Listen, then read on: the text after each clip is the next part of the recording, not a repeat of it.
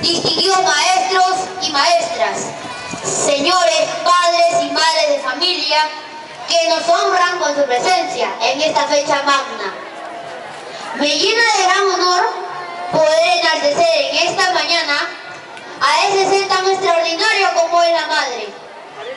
Una vez al año hacemos una pausa para celebrar el amor y la ternura de aquel ser que nos dio la vida y agradecerle por los años de paciencia y abnegación.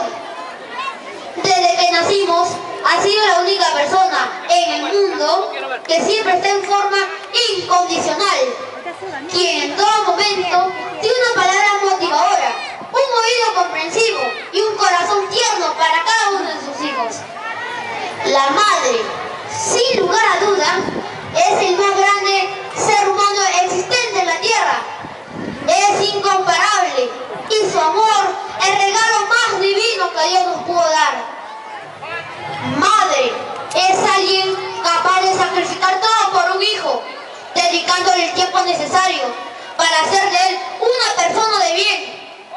El corazón de una madre es el más hermoso lugar para un hijo y el único que no puede perder aun cuando él ya lleve canas. En todo el espacio del universo solo hay un corazón, aquel que perdona absolutamente todo, aquel que ama sin hacer distinciones y que más sufre con nuestros errores.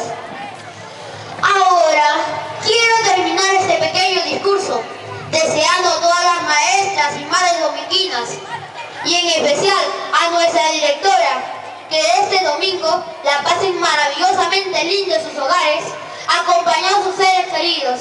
¡Feliz día, Madre Dominguina! Gracias. Fuertes aplausos para nuestro alumno que nos acaba de recitar este hermoso discurso. Muy bien, entonces presentamos a nuestros alumnos del taller de danza del nivel primaria con la danza